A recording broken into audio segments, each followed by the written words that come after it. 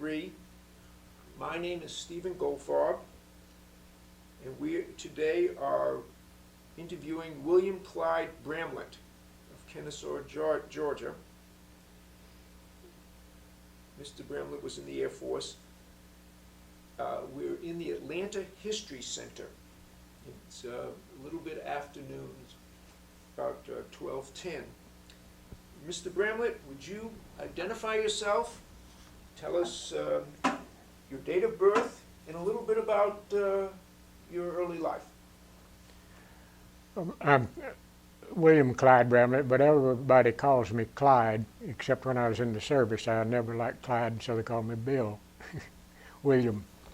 We go to reunions now, and my wife calls me Bill, and I don't know who she's talking to. But I was born in Canton, Georgia. I grew up in Georgia, so I'm a native of this area. Okay, and the date of birth? My date of birth was January 18th, 1919. So when we had to register for the first draft, I was just the right age, 21, single, not a care in the world. And this was before Pearl Harbor. Where did you grow up? I grew up in Marietta. And in North Georgia. My dad was the maintenance supervisor on the L&N Railroad from Marietta up into North Carolina and then in Tennessee. So we have lived in both ends of his territory, but most of the time in Marietta. And brothers and sisters? And I have 4 sisters, no brothers. I see. Grew up with a bunch of women, 4 sisters and 4 cousins too, half the time, and my grandmother until she died. Okay, so now let's go ahead and say you remember Pearl Harbor, surely. Very well. I remember Tell exactly us where I about was. I remember I was working for the Army at the time and going to school at night, and I just pulled in the driveway at my house in Marietta and I had the radio on in the car and heard about Pearl Harbor. They started talking about that, so I ran in the house to tell everybody to turn the radio on because of what was happening, or what had happened, and that's when I learned of Pearl Harbor. You were not in the service yet? No. Okay, fine. Tell us how you came to be in the service. Well, I was drafted before Pearl Harbor. They called the National Guard outfit in Marietta into active duty with plus about 20 other individuals, and so they took them alphabetically, and that got me. And I went to, I was called to active duty, and they sent me down to Fort McPherson in Atlanta, and I flunked my physical, and they turned me down. The reason in that, there was nothing wrong other than the fact that when I was in high school, I got my upper front teeth knocked out with a baseball. And I'd broken it several times on a bridge, and my dentist said, let's just put it on a partial plate, then you won't be breaking other teeth. So we did, and the Army turned me down because of that. Said, go home and get that put on a permanent bridge and we'll take you. Well, of course, I wasn't interested in going in the Army, and I didn't do anything about it. But then Pearl Harbor came along, and I had been put in 1B, and immediately I was reclassified to 1A. They didn't care anymore whether I had teeth or not. And but I knew then I was going to be gone soon, so I began trying to get into the Aviation Cadet Corps and learn to fly. I thought I'd rather do that than be in the infantry or somewhere. Although I probably wouldn't have ended up in combat had I stayed away from the airplanes. But I transferred to Brooklyn Field at Mobile and worked for an old colonel down there. His name? I don't remember his name. He was the commanding officer in the group I was in, and mostly civilian workers. We didn't have any military personnel except him and a couple of lieutenants. But he knew I was trying to get into the Cadet Corps, and I had been turned down for the same reason, because of my teeth. I took my physical and written exams and everything in the Hurt Building in Atlanta, and passed everything till they got down to those teeth, and they turned me down. Well, the colonel came over to my desk one day and he said they've lifted a lot of the restrictions. I don't know whether it's going to affect you or not, but if you want to, if you want to go, you better check on it. So I caught the train from Mobile that night and came into Marietta on September 1st, 1942, into Atlanta. I went to the Hurt Building, and they swore me in that day and told me to go quit my job, get ready to go to the Army. They'd call me within 30 days. And they didn't call me for 5 months. And I was already in the service, so I couldn't get a job, and I'd quit my job in Mobile. But I finally did get recalled, or get called, and I entered the service in Miami Beach. And they took, I was in the first group that had College Training Detachment. We had 30 days basic training, really, at Miami Beach. Then we were sent to the University of Tennessee in Knoxville for 3 months. They divided us up according to what you made on some tests. Some of them stayed 3, some 4, some 5. And I had a roommate then at the University of Tennessee that was a senior at MIT, so he helped me all the way through. I had a lot of subjects that we studied up there I hadn't had before, and we went to school 6 days a week. This was how to fly an airplane? No, it was meteorology and most of it was aircraft maintenance, or just to learn about flying and flying, the theory of flight, really. And but mostly just subjects that you normally have in college, and we got credit for them, college credit for the time that we were there. But then I was sent away from there and all the way through the cadets, and you never stay but 2 months in one place. It was the classification center at Nashville, then to Maxwell Field to pre-flight, Lakeland, Florida for primary flight training. By the way, I soloed on Friday the 13th, my first solo. 1942? 1940, no, this is 43. 43. So I always considered Friday the 13th a lucky day because I soloed that day. A year later I was in England. I flew my first mission on Friday the 13th. What kind of airplane did you solo in? That old PT-17 Stearman open cockpit dual wing job. When we got 70 hours in that. Then went to basic flight training at Macon at Cochran Field, and at what we call the cadet killer, because it was very underpowered. It looks like an AT-6, but it doesn't have retractable gear, landing gear. And it is noisy. And get it into a spin, and we had to spin them and stall them and everything else. And you get it in spin, sometimes it's hard to get out. And during the time that I was at Cochran Field, we had 6 cadets killed. That would have been in 42. No, it's still 43. Okay, so you were on. I was sworn in 42, but I didn't enter until 43, February the 1st, 43. So it was pretty chilly that winter, or flying in an open airplane? Well, that was in summer in Lakeland, Florida, in primary. Then the basic, and then from basic training, I went to Valdosta, Moody Field, for twin engine. We had twin engine trainers.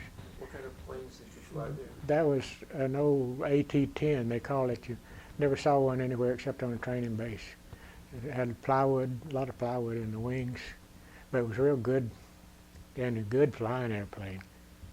And graduated from there and got my wings and commission on February the 8th, 1944.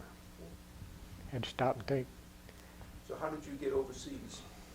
Well, it was quite a while before I got overseas. I went from Moody Field to Chinook Field, Illinois for a B-17 transition, B-17 training, and got 110 hours flight time in that. When we first got there, one thing that you had to do, they'd put you in the cockpit blindfolded, and blindfold you and make you go through all these procedures, feathering engines and everything, with the blindfold on. Pretty scary, or No, you can do it. It wasn't too bad. You learn in a hurry. Well, we spent an awful lot of time because we were flying 5 hours a day, and we were going to school 5 hours a day. So we had a 10-hour day with an hour in the middle for lunch. 6 days a week. 6 days a week. Sometimes we flew on Sundays if we were getting behind on anything. But most of the time we were off On Sundays. on Sundays. Then I went to Nebraska, and they made up the crew, the flight crew that I would have overseas, well, all the time while I was in the service. Do you remember any of the names of these? Oh yeah, Go ahead. they're just Give us like my as many family. as you remember in their position. We made up the crew and then got a train to Dyersburg, Tennessee, and I did my first check flight there with Captain Wolf was check pilot, and he took us up in 5.5 hours. We really go through the mill, and with my crew, and this is the first time I'd ever met them. And I know it had to have made them sick riding through all that because we stalled that thing. We did everything except roll it over on its back, and plus make instrument approaches and all that. But I had a co-pilot that had never been on board at 17, so you had to teach your co-pilot to fly the ship first, teach him what you do. He was John Soxton from Madison, Wisconsin. My navigator, I had a navigator named Artie Robiolio from New Jersey, but we lost him before we went overseas because he had problems, sinus problems, and he couldn't take the altitude. As long as we took off and went up, he was fine, but when he came back down, he was in trouble. And had to go to flight surgeon and get all his nasal passages opened up when they came down. So they grounded him permanently. And I got another navigator named John Lurch from Chicago. And he was so much better than Artie. I was so glad to get him. We could lose Artie in the States with all the radio facilities we had. And you didn't lose John anywhere, anytime. Found that out especially when we got overseas. Then my bombardier was Chester Wilcoxon from Jeffersonville, Indiana, and Francis Doane, flight engineer and top turret gunner. He was from Indianapolis. Waist gunner was Steve Venus from Shinston, West Virginia, wherever that is. I've never been able to find it on the map. It's right out of Pittsburgh, but it's in West Virginia. And the ball turret gunner was Harry Keck from Philadelphia. And Keck was a little guy, and you had to be little to get in that ball turret and slung underneath that airplane. And he was overseas with a wife and 4 children. Now I asked him, what the heck are you doing, even doing here? He didn't have to be there. Well, they all had to volunteer to get in the Air Force. And then, let's see, Harold Lippert was my tail gunner. Just a year ago, this August, I went to his funeral in Kenosha, Wisconsin. He was the last of my living crew members. We'd lost him. We kept track of him real close as we could. And I assume you got to know these people pretty well. oh, they're just like family. You're worth $1 million. Do anything in the world for them because you know they would for you. They were a good group. They were well trained. You made a few flights with them, and you knew you didn't have to worry about them. They were going to do their job, and they always did. And that's why we got through 35 missions without anybody getting killed or hurt. And we all came home. We went overseas with 10-member crew, and as soon as we got there, they took one of the waist gunners away. And one thing I was telling you about that Warsaw mission, in about 1992, I had a letter from the Polish consulate in Washington about the fact they were going to have a 50-year anniversary celebration in 1994, and they thought I was involved in that mission to drop supplies. Explain a little bit about this mission. Oh, okay. It was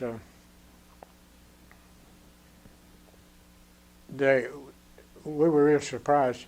You know, you heard when they go down to the briefing, and they opened that curtain, and there's a ribbon showing where you're going to fly, and I was so surprised because it took off, left England, up across the North Sea, and across Denmark into the Baltic Sea, down to Warsaw, and then on into Russia. And we learned right then what was going on. We weren't going to drop any supplies. We weren't going to drop bombs. We were going to drop supplies into Warsaw to the Polish army, home army, that were fighting against the Germans that were occupying Warsaw at that time. The Russians in 1944 had driven the Germans out of Russia, across Poland to the Vistula River there at Warsaw. And that's when the Polish home army broke out and got all these arms and ammunition they'd stored for years, waiting for this day to get free of the Germans. And they, of course, they started fighting the Germans and thinking that the Russians would come on and help them, but they didn't. They sat there 6 weeks without making any attempt to cross that river. And while the Germans slaughtered 138,000, that's what they told us in '94, that were killed during that time. But, and they wouldn't let us land in Russia, so we couldn't help them. And they finally gave us permission to land in Russia. And that's when that mission started. And the Polish people had marked off in Warsaw an area in white paint right across the buildings and everything where we could drop the supplies and get them. And I was real surprised. You're bombing from 25,000 feet, and we were going in at 8,000 feet. And that's just dragging the ground almost. They can shoot at you with everything. And I was surprised we only lost one airplane. How many planes were on the mission? 108. There was 3 groups. The 13th Combat Wing. That 13, I ran into 13 everywhere I went in the service. I was in the 13th Combat Wing, which was the 95th, 100th, Bloody 100th. It's got such a reputation. And the 390th Bomb Groups. And each one of those groups put up 36 planes. There was 108 of us going in dropping those supplies. And we were I don't know about the other groups, what they lost. I know we just lost one. What time of day was it? We got in, of course you left England early and still dark. Usually get you up about 3 o'clock in the morning. And for a long mission. We hit Warsaw, I guess, about 9 or 9:30 in the morning. And then went on into Russia. You were able to get all those supplies pretty much in the square? I think so, but the wind drift and everything else, and the wind changes so over there that I'm sure the Germans got as many of them as the Russians, as the Polish people did. But I met a lot of people that were there when we were over there in '94. I met a lot of people that were there when we dropped supplies. And they were grateful. Oh, good night, yes. One night they had shows everywhere. They celebrate just like the British. And there's one Lomianki Park right on the outskirts of Warsaw, which is American cemetery. It's not American cemetery, American museum really, and there's a huge granite monument there, and it has a B-17 carved out, cut out in granite on top of it, and all the names of those boys that were killed are listed on there. And let's get back to the States. You were in Dyersburg, Tennessee. Went through the phase, all the training with the crew. Okay, now you're with your crew. And then tell us how you got to England. Then we were sent back out to Nebraska and picked up a new airplane, and we took the plane overseas. That's when I found out my new navigator was very good because the weather was terrible. We were flying in thunderstorms and everything else. We left Nebraska and went to New Hampshire, and from there to Goose Bay, Labrador, and Reykjavik, Iceland. Went across the southern tip of Greenland. Well, it was in sight. We didn't get there, but we stayed in Goose Bay for 2 days with all this layout on a big table, just like we were going to run into in Greenland if we had to land. Thule Air Force Base there. because you go in one direction and you have to turn around and come out the same way because of the huge ice covered mountains. Well, it's just ice. And you were down lower, and you were just going in really in a valley up through there to get to the base. So they kept us in Goose Bay for 2 days. So we'd get real familiar with the territory, but we were lucky we didn't have to go in there. Went on to Reykjavik, Iceland, and then from there we were scheduled to go down to Prestwick, Scotland. But we got down there and the weather was socked in like some of that English weather is sometimes. And they sent us to Belfast, Ireland, to a place called Nuts Corner. But it's at Belfast, and we landed there. And that night they put us on a boat going across the sea to England. And we ran into one thing that was really frightening. We got off the train in a marshalling yard there in England, had no idea where we were, and it was pitch black dark, and they lined us up there to sit down and said, don't move, even if you hear a train, don't move, because your train will run over you. And the trains would run without any headlights or anything. They still have And blackouts. yeah, it was all blackouts in London all the time I was there. So you didn't keep your original airplane then? No, we ferried that plane over, took a new one overseas, and lost it there when we landed in Ireland at Nuts Corner. We never did see it again. And they divide the crews when you're flying. When you're a new crew, no telling what position you're going to be flying, and you assign whatever planes left over, really. Some of them had a lot of time on them. And I guess we didn't get we got a new airplane, had about 20 missions to go. And we flew our last 20 missions In the same airplane? in 438. 438, it's built by Lockheed in California. Of course, I worked for Lockheed for 31 years, so I was a little proud. After that, I was proud of that airplane. In fact, it was Lockheed built. But it was a very good airplane, and lost it before I came home. It crash landed. A fella named George, I can't remember his last name. I've met him at the reunions. They crash landed in Holland, and after being shot up pretty bad. Okay, so tell us where you were based in England, and go ahead and tell us about the other missions. Well, a lot of them are just very, very near the same. On the way in, you take off in the morning, they'd wake us up. The orderly would wake me, and I had to wake my other 3 officers on the crew that we left, and then the squadron orderly would check with Francis Doane, who was my flight engineer. He was in charge of the rest of the fellows, and he'd get them up. And I had fairly old crew. I was 25 years old, and 26 before I finished my tour. And I had 4 crew members who were 27 and 28, either 27 or 28. And we had some crews over there that were 20 years old. The pilot was 20 years old. Okay. But So it's a typical mission, it's still dark when you're being briefed? yeah, they would wake us up in the middle of the night. And it depended on really what time they wanted to get there. Sometimes they would want to hit the target way up in the day, but most of the time we were there by 9 or 10 o'clock.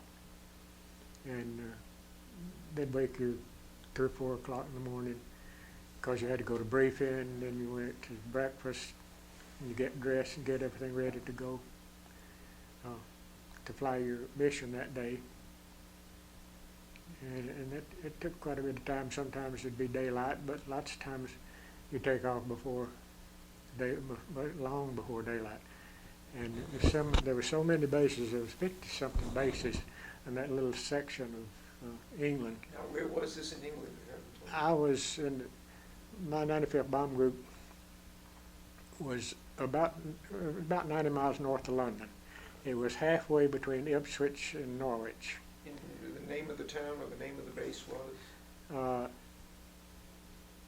Well, it had a number, 119, but it was a little village called Horham, Horham. And there's a number of little towns around there you never heard of. Dis, and I. We'd catch a train at Dis, and then come in back from London to get off at I. So, was the base have a name? No, it just So let's get back. So you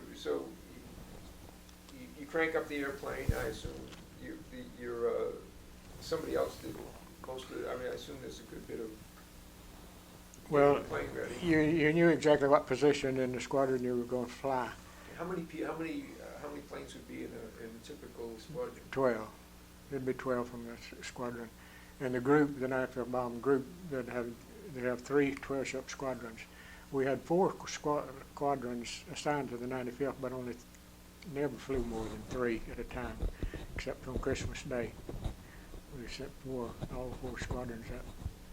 Said to giving Hitler a Christmas present, and I just soon left him off my list. I flew Christmas Eve and Christmas Day. Okay, so the fourth one would be resting. Well, no, it varied. There was 334, 35th, 36, and 412, and you'd fly. 3 of those would fly, but it could. Yeah, like you said, the 4th one is resting. It might be the 412, might be the 334. Then you had twice as many crews.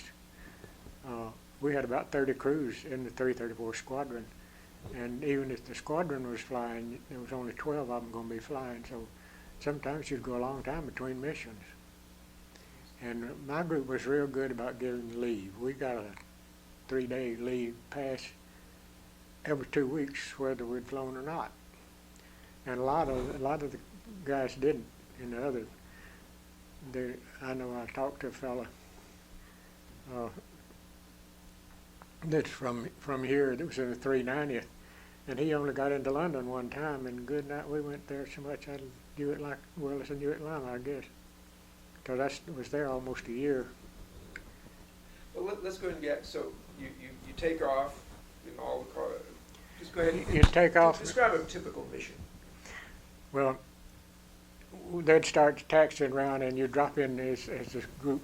They had the perimeter track around around the field, and you could get to any runway. Of course, we used the same one all the time. There's very little wind, mostly fog. And you line up you get to the end of the runway, and the first lead ship starts his bomb run, and you give him 12 seconds. And I was the second one off in the last 18 missions. I flew deputy squadron leader, so if we lost the lead ship, I'd take over the squadron. Did that ever happen? And it happened 3 times. Happened once on what they call a milk run, and we lost a brigadier general on board as command pilot. And that's the only time I ever knew of a mission where we had a general flying. Quite often had a colonel. Our executive officer, Skip Mumford, he was a lieutenant colonel, and then my squadron seal was Lieutenant Colonel Bill Lindley. And I still see them. Oh, that Mumford, he's gruff. Can still wear his uniform. He's about the only one I've seen that can. Okay, so you take off. But we take off, and you climb. You have a little marker beacon, and you try to circle it, because you're in the soup over there in England most of the time. I have taken off on missions where the leadership or the ship ahead of me would start to run away, and you start counting and giving 12 seconds, and you start yours. And he's already gone out of sight, but he's still on the ground, and you just hope he gets off, because here you come. And that happened over at the 100th one day, and 3 airplanes exploded. 2 of them piled into the first one. Well, he stopped on the runway. I don't know why. I wouldn't have stopped if that thing had kept rolling, because I knew that plane right behind me was coming full bore. But we'd take off, and then we would climb and circle that little marker beacon. You'd keep it right off your left wing. To what elevation? Well, it depended on the weather. I have gone up to 20,000 feet before you'd break out, or 18 or 20. And that was nerve-wracking because you knew there was hundreds of planes in there with you and you couldn't see any of them. And so you kept that pattern as close as you could because there was a base close to us that if we got made too big a circle climbing up, we were going right down his runway. And so they had to have 36 airplanes too taking off. And it wasn't unusual to have a mid-air collision. I know we were one day flying and we were climbing up through there and all of a sudden this 17 came across right in front of us. And I could almost see the tail gunner's expression on his face because it scared him bad as it scared us.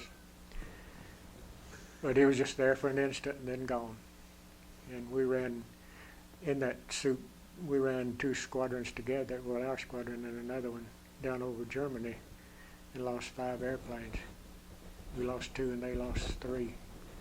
And they came in from the right side, and I was, of course, on the right wing of the lead ship, such as deputy squadron leader. Don't know why I turned and looked, because usually I was flying the airplane at the time. My co-pilot and I would take 15 minutes at a time, because flying formation of that thing, there's no power steering or anything, it's all manual. And 15 minutes you were getting tired, you would swap off, and he was real good. But I was flying the plane at the time, and you had a point on that lead ship where I could line up and just keep that particular point there. And I'd never take my eyes off of it. But for some reason I turned around, and just as I did, here comes a squadron breaking out of the clouds right in an open spot. And we lost the whole squadron. I pulled up that just as hard as I could because I knew they were going to run together. And they did. And we lost 5. Do you remember which mission that was on? No, I don't. I've written all that up, my boy. I have 2 sons, and they stayed on me about going through all that. And I think, I'm not sure. I think it's at Darmstadt, near Stuttgart. Did they bail out, or? No, they run together and explode, and they don't get much chance to bail out. You just explode. We had one mission to Cologne where we climb up. One thing that you're always scared of is fire, and with so much flak up there and shrapnel running around, because the Germans would start putting those shells up ahead of you, right in your flight path, and for bombs away, you were going to go right into it, and you picked up a lot of holes, a lot of damage to the plane. But down over Cologne one day, we had our number 2 engine set on fire. And the fire extinguisher systems on that B-17 weren't the best in the world, like I'm sure that they have today on airplanes. But there's 2 systems, and you can use them in any engine, and we had discharged both of them in that engine that was still on fire. And we were about ready to bail out, and the fire just went out. It was gone. There was a lot of smoke, but about half the crew position, you can see that engine, and everybody said no, there's no fire there, so we stayed with it. Had you dropped your bombs yet? We had dropped the bombs. So it was just a matter of getting home. It happened going down the bomb run, and yeah, everything seems to be okay. So yeah, we got it on home. The worst mission I ever flew was to Hamburg, but we were in there without any fighter escort. And that always presents a lot of problems. But we took off and fly up across the North Sea, and as we were getting to the coast, our fighter escort was supposed to pick us up there, but they didn't show up. And we continued on toward Hamburg, and just about the time we turned on our bomb run, hit your IP initial point, they call it, and start your bomb run, we ran into some awful heavy flak. And that's when I mentioned to you a while ago, I had a shell come through the wing, but it didn't explode. But we had everything. The fighters were German fighters were coming, attacking us from the rear. And well, John was feathering that engine. You know what that means. You cut the engine, and that prop blade is, you can control the pitch on it. Well, you can't leave it out there flat where the wind will rotate it, because it will break off. It gets hard enough and fast enough. You run into problems. But you can rotate that prop blade where it's cutting into the air is flat, and it won't, it'll stop. Well, John was cutting all the switches and feathering that engine, and all of a sudden the whole sky in front just lit up with little sparkles. And I'd never seen them before, and I should have, and for an instant I didn't know what they were, but then two MA-109s came barreling through from the rear past us, and I knew what they were. And there were 20mm shells exploding. It hadn't hit the targets, hadn't hit the planes. But that didn't take but an instant. And I knew what those were, and we lost an engine, and John reached over and tapped me on the hand. And I'd always been told, when you get to combat, anything that can go wrong will go wrong, and that's right. That was true. But he tapped me on the hand and pointed up, and I looked up, and there was a B-17 right on top of us almost, with the waist door gone, and you could see this guy standing there ready to jump out, but we were in the way. The only reason they hadn't come out, so we backed off. I backed off from the throttles, and instantly 3 bodies went sailing past your nose. Then missed us. But I didn't think about the fact that you back off right then. The German fighters in there, they're going to pick you off. The stragglers, always they jump the stragglers alone. But we were on a bomb run. We had bombs away, and they didn't follow us. They went to the squadron that was behind us. But they're still on a bomb run. We had that happen more than once. They'd make a pass at you, and if you got through your bomb run, they would leave you and go to the next one. They tried to shoot them down before they got to bombs away.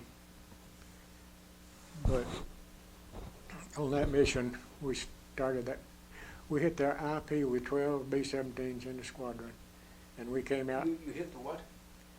Initial point, they call it. I'm sorry. I was used to calling it the IP back then. People don't know what the IP is. Initial point, they call it. That's where we'd begin our bomb run. And sometimes that was 50, 60 miles away from the target. That gave the bombardier a lot of time to make sure he had everything lined up, because that northern bomb site controls the plane on bomb run. And when he makes the turn on that bomb site, it changes the direction of the plane. That's the only time. It does it through the autopilot. We kept the autopilot on, but we didn't engage it because he couldn't do it in formation. Not anybody except the lead ship. So and so you're the second ship. Yeah. And then so you at what altitudes did you usually do your bombing? Usually around 25,000 feet. We're about 5 miles up there. Can you see much? Hmm? Can you see much? I know the bombardier can. Not really. You on a good clear day, you can see pretty good, but you're 5 miles. You're looking at things 5 miles away, but you can see roads and outlines and things. And over cities, of course, you can see them. But we didn't see too many of them. I didn't look for them. We were too busy looking at other things on board the airplane, or looking at planes flying next to you. So the lead plane goes and drops its bombs, and then everybody else does the same. Yeah, usually we drop. The lead ship carried 2 smoke bombs. The first, when these bombs away, those 2 smoke bombs had one under each wing. Went and we'd just salvo. We'd dunk the whole load. We didn't. When the smoke bombs yeah, when those smoke bombs left the plane, you hit the bombs away switch. Hit the switch and drop them. Occasionally you'd set them up in train, and when he dropped the smoke bombs, then it started every second or 2 seconds, one would go down. And normally we carried 12 500-pounders. Sometimes with the 3 groups in the squadron, the first two would carry high explosive bombs, and the third one to carry incendiaries. I hated to fly those incendiaries. Dangerous. They're very explosive and they're very, well, I don't want one going off in the airplane. You ever have a problem with getting the bombs to drop? We never did. Sometimes they do, and I know in the movies you see they're always trying to get back there and dump them with screwdrivers, and you can do it. Very easy. Were the bombs armed before you took off, or did you No, arm them? we armed them after we took off.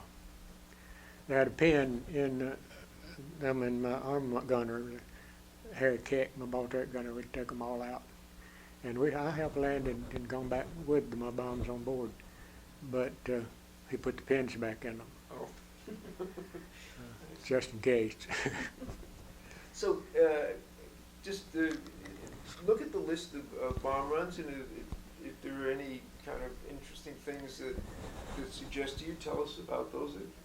That was what you were over there doing. That was your job, so to speak. Well, yeah, it really was. It always, I know I heard a bombardier say one day, we were up at Marietta, and had B-17 up there talking to he was talking to some girls out there, and they asked him, was he ever scared? And he said, no, he never was scared. I thought he's crazy. You're always scared, but you can't let it interfere with what you got to do. Did the job you had to do. You start down that bomb run and see all that flak out there, you're going to be scared. You just hope you don't pick up any of it, or not too much of it. Did you usually get some flak on almost every run? Yeah, I don't guess we ever made one. So you Sometimes with it's some worse. holes and that had to be And of course, I was over there in the latter part of the war from July 44 to, flew my last mission on March 9th to Frankfurt. Lost our hydraulic system over Frankfurt, so I knew when I got back to base we weren't going to have any brakes. And how did that go? Not very well. We had a 15,000-foot runway over it near the coast for emergencies. So you used a special runway. Yeah, but this was our last mission, and I couldn't land over there. We were going to celebrate. They had a big table in the mess hall. There, the combat crews had a different mess hall from the regular personnel on the base. And one side was officers, and a line, chow line, and the other side was enlisted men. Well, right in the middle of the thing, they had a big long table. It had tablecloth on it. The only one in the whole building had a tablecloth. I never saw one. And but that was reserved for the Lucky Bastard Club. And I got a pin and a certificate and all. Well, no, tell us what happened when you landed on the short runway. Yeah, and how did you stop the we plane knew when we came in we weren't going to have any brakes. We'd already figured that out because when we left the target at Frankfurt, Keck, my ball turret gunner, said there's something running out of the wing. And well, no, he said there's water running out of the wing, and I said it couldn't be water. If it's water, it's solid ice. 25,000 feet, it's usually about 50 degrees below zero outside. And he said, I don't think it's gasoline. And we knew it was colored a little bit, so it was hydraulic fluid. And we cut the pumps immediately because we're losing the fluid. And there's nothing on that B-17 that's hydraulically operated except your brakes and the little cowl flaps on the engine for cooling the engine. But we'd planned on the way home. We knew we weren't going to have any brakes, but I thought we could stop it before we got out the end of the runway by getting off the runway into the grass. And they kept that fairly soft. You had to be careful getting into it. You might nose over if you stopped too quick. But Doan, the flight engineer, was going to be back there in a minute. The wheels touched the ground, he was going to turn on the pumps. And he did, and I hit the brakes and nothing. Just went all over the floor to the bottom. And we let it drifted out kind of off of the runway. We helped it with one engine. We'd keep it, instead of going straight, we'd get off in that grass. and hold back on the stick as much as you could so it didn't mire in there. And that's where we left it, about halfway down the field, sitting out in the grass. And we left it. So you And didn't- going home. You didn't crash it too badly? No, it didn't hurt it at all. We just didn't have any hydraulic fluid. And did you run the plane pretty much out of gasoline before you did that? No, well, you were pretty low time you get back usually. But I hadn't really worried about it because I had landed it before that in the brakes, but had done it over Bournemouth, that emergency base. We lost hydraulic fluids before, and you go in there, and it's a long way, and usually it's covered. The runway's covered in snow. Sometimes it'd be 6 or 8.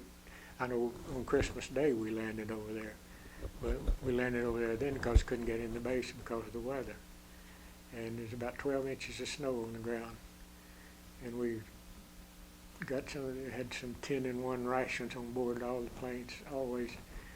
And that's where I ate Christmas dinner, sitting under the wing in the snow, waiting for the trucks to come pick us up. So the landing in the snow was not dangerous? Mm. Tell us a little bit about what life was like when you weren't flying. You said you got passes to London. Oh, we had What the British people were like. we had a ball. They were very good to you, and they still are. There's every little village over there has a monument of some sort to the group that was stationed there. And there is one on the little city hall. They don't call it a city hall. There at the base where we were. And you've been back to see it? Yeah, we've been back over there. And they, the first time we went back over there, they had these long tables set up. I never saw so much food in my life. And somebody didn't know what it was, but it was all good. But yeah, they're very good to you. They were then. At first, there was a little, well, this was before I got over there. They had a few problems. And really, we had some problem Americans that were over there. Sometimes I was ashamed of them, the way they treated the British. Because after all, we were over there into their homeland. But they've been awfully good to us. When you go back, you're treated like royalty. I saw it and stuff. Speaking of royalty, we didn't have any. Somebody asked me one day why we didn't have names on the plane, pictures. The nose art, they had them everywhere. In the early part of the war, they did, but well, twice while I was there, the King and Queen visited our base with their 2 little teenage daughters, Margaret being one of them, and she's been the queen now for years. And Elizabeth. Yeah, Elizabeth. So you saw Queen Elizabeth before she was Queen Elizabeth? She was just a little teenage princess then, I guess. But they're walking out down that line out there, and some of those things are pretty raunchy on board. And it caused a lot of embarrassment. And after they visited there, they took about 4 of them out. They took names off, and they never let us name them again. So all our planes, none of our planes had names or pictures or anything.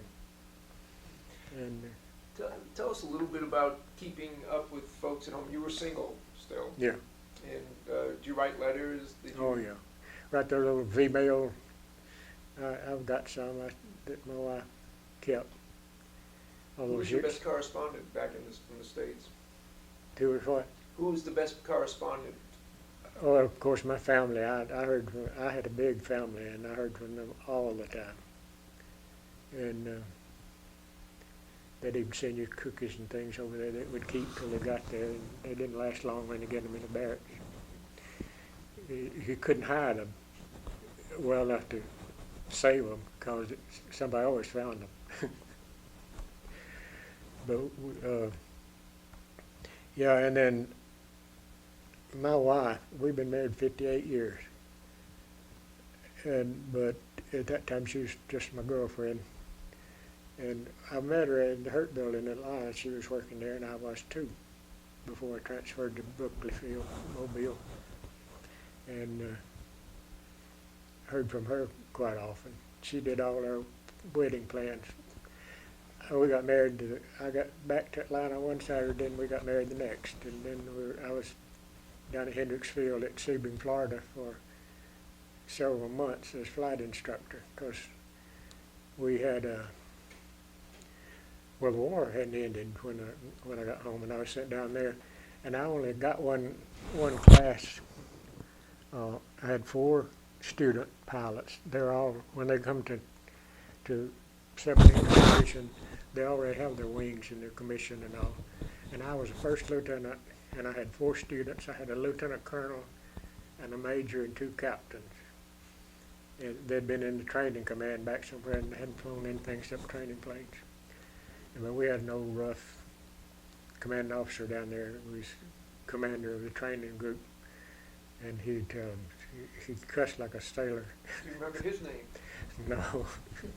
Tell us. Didn't run into him too often, but he told, I know he was out there, he told it one day when they first started, said, when you get on board that airplane, rank doesn't mean a damn thing. Said, he's the boss, and he pointed to me. Said, whatever he tells you to do, you better do it or you answer to me. And that worked? Yeah, and it worked. They were real good.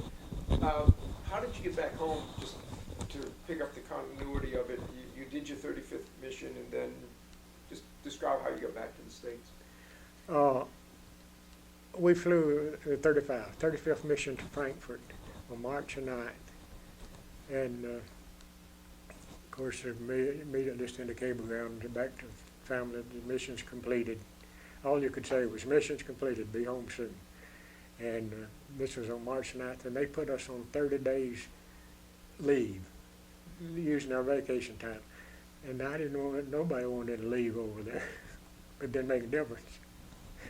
They did it anyway. Of course, we were using up leave time that we could use back in the States where we got back. And you'd accumulated a lot because I hadn't had any leave since I'd entered the service. Excuse me. But so Wilcoxon, my bombardier, and I became tourists. We went all up in Scotland and ran all over England. And we'd have to come back about once a week to see if we were scheduled. And finally we were, and our training officers put us on board an airplane, flew us over to Liverpool, and we boarded the troop transport, one of those little old Victory ships. Liberty ship. Sitting out in the bay. Do you remember the name of the ship? No, I don't even know if it had a name, really. It was, you know, they built those things to just troop transport. And we were down below the water line where we slept, and it was they could sleep about 6,000 on board there, and we had about 1,200. So we had to run to that ship. And we were on board that thing 11 days. 2 days just sitting in the harbor in Liverpool, and you couldn't get off, couldn't go into town or anything. Then we were 9 days getting into New York. Any submarines, any storms? One time, well, the weather was pretty rough in March. That North Atlantic gets rough. Just normally it's rough. And there's a couple of days where they didn't want you outside because you might get washed overboard, and if you did, they just left you. Didn't stop. Because they said there was about 35 ships in a convoy. And there was one right straight ahead of us, and it gets so rough. Wilcoxon and I, my bombardier, get up on the front of the plane, and it'd go way down, almost, in front of the ship, almost into the water, and then way up, and you could see the ship ahead of you. When you'd pitch, the props of his propellers would come all the way out of the water, just beating against the water. And of course, you get wet. You couldn't stay out there long enough getting wet. And cold. Yeah, and cold. And you know, you're talking about submarines. One night, we were down, I was already in bed, and all of a sudden you woke up and you could feel these blasts. And they were dropping depth charges out there because they thought they'd seen evidence of a submarine. But if they did, they didn't sink any of them. What harbor did you come into? Into New York. Right by the Statue of Liberty. It was yeah, we had, they only fed us 2 meals a day on board the airplane, on board the ship coming home. And we did get some fruit in the middle of the day. And everybody, we played cards, and it's so rough, the tables, round tables were sitting on one post right in the middle. And you couldn't sit there because the ship had pitched so that your seat would start sliding across the room. So we got some rope and tied them to the center post and sat there and played cards all day. But yeah, we'd go to breakfast in the morning and it'd be pitching. So 1 minute you're looking at the sky across out the window, and the next one you're looking right down into the water. But no seasickness? No, I didn't get seasick at all. Didn't bother me. So you landed in New York. How did you get back to? They sent us to Camp Kilmer, New Jersey, and oh boy, and fed us. We got in there. We got into New York Harbor early in the morning and hadn't had any breakfast or anything. And what I started saying about that, everybody was up before daylight because they'd told us the night before we'd be docking at New York next morning, and everybody was out on board where they hung along the side of that ship so they could see. But so we didn't go to breakfast. They didn't feed us at all that morning. Went to Camp Kilmer and didn't get in there till about 2 o'clock in the afternoon. And food, that's the best food I've had because I've been eating that old combat stuff. And the milk, and I drink a lot of milk. I shouldn't. Still do. I guess I haven't caught up yet. But I bet I drink a quart with my meal there. They fed us. Then finally we were loaded on the troop train to come to Marietta, come to Fort McPherson. And never saw such a troop train in my life. It was all Pullman. And before, a bunch of GIs could wreck a railroad car because they'd take the seats apart where they could stretch out and sleep. Sometimes we'd be on board one for 2 days. But we coming back from Camp Kilmer, it was all Pullman cars, and it was real nice. Came into Atlanta, and of course I was familiar with all that area where the train was coming in, and I thought they'd never get there. We got here about 4 o'clock, and it was 11 o'clock at night before we got to Fort Mac, because they kept moving the train a little bit and they couldn't interfere with the regular trains. And back then there was a lot of trains running. And finally got into into Atlanta to Fort Mac. At least 11 o'clock before I got away from there, because they run you through and give you a physical and everything, give you your orders where you're to report. And mine were to report to Hendricksfield, Sebring, Florida. Well, no, it wasn't. It was to Miami. I went back to Miami Beach and was married then, and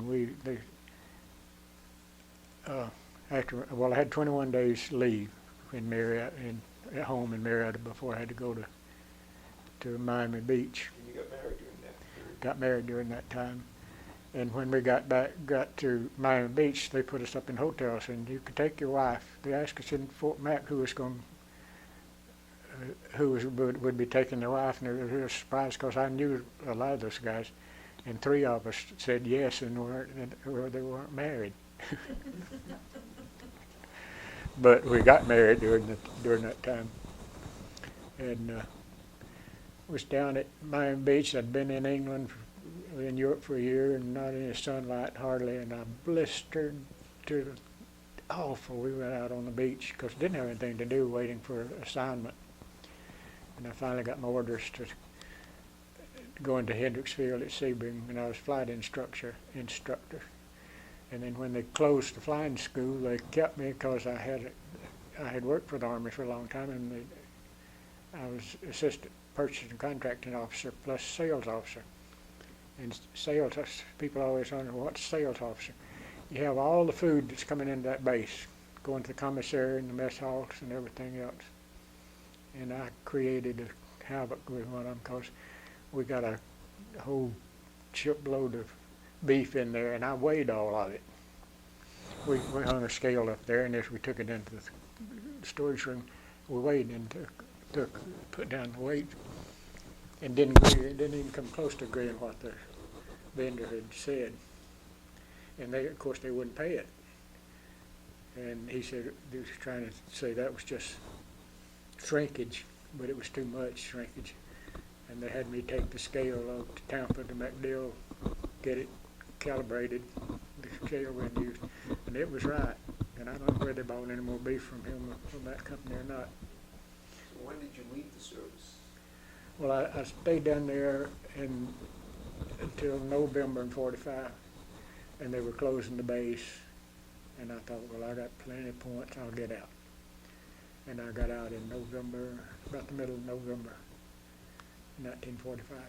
Just tell us very briefly what you've done, other than being married for 58 years. Well, 31 of them I worked for Lockheed. Yeah, I was in Lockheed Flight Test in Marietta, but I didn't fly.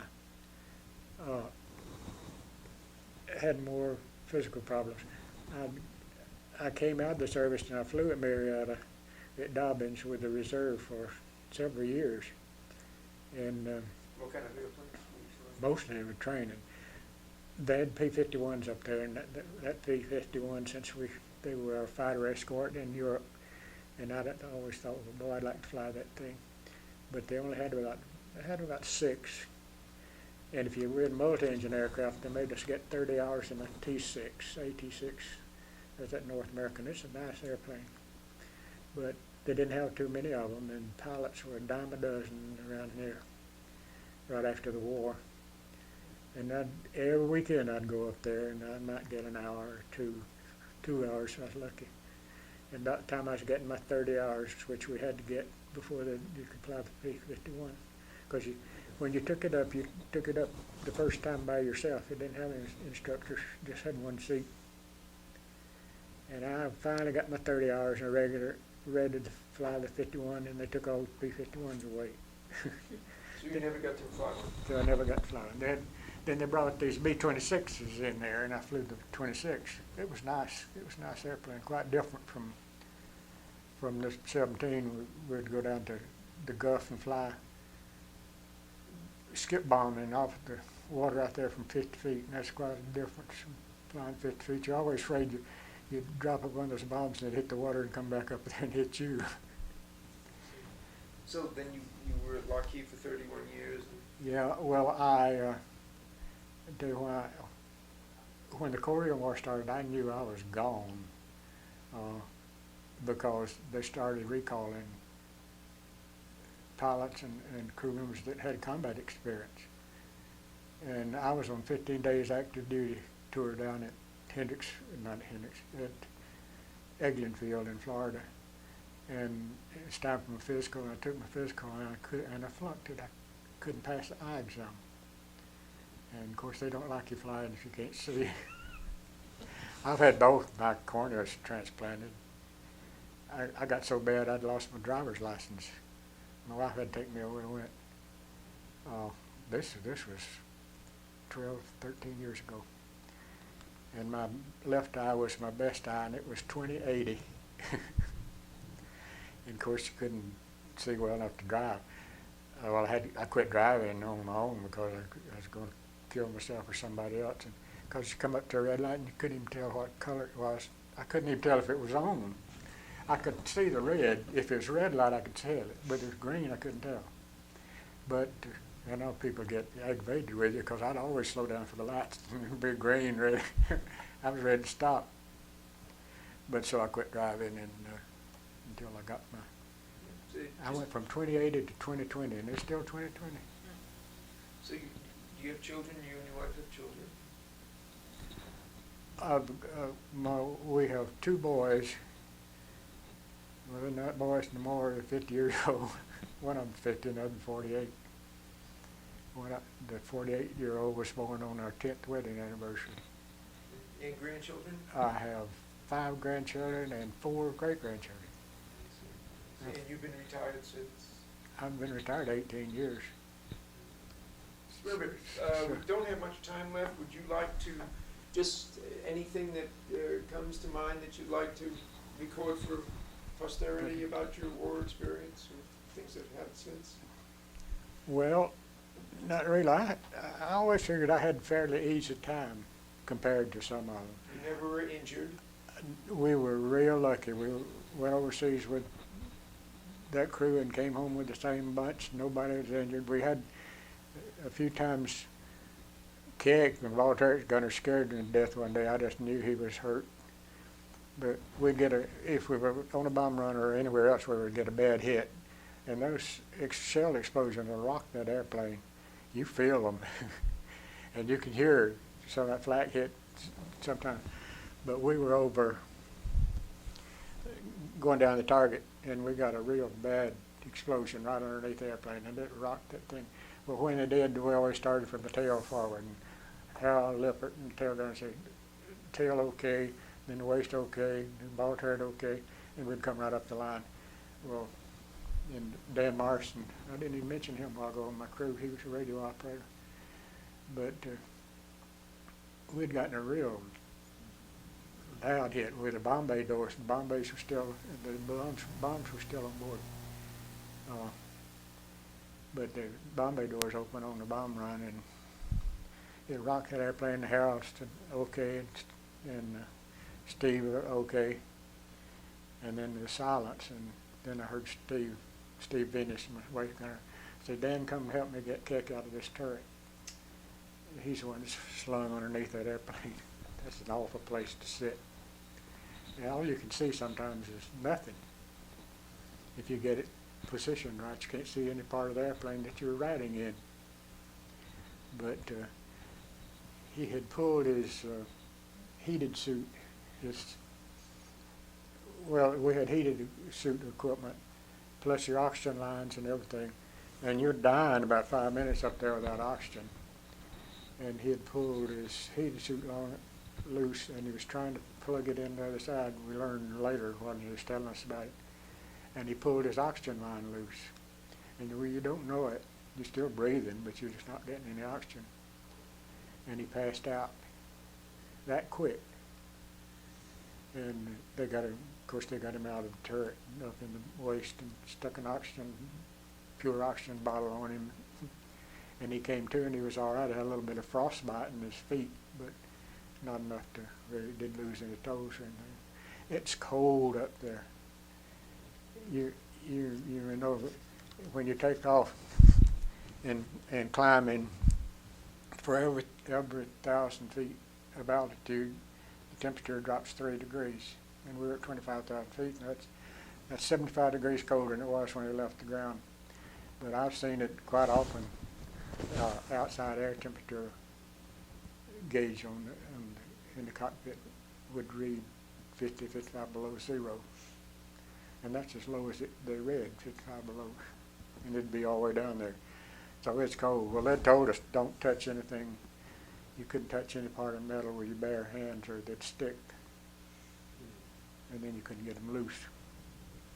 Reverend, we thank you so much for sharing your World War II memories, and they're now recorded for posterity. Well, good. I'll send you that picture if you want it. Please do. That's real.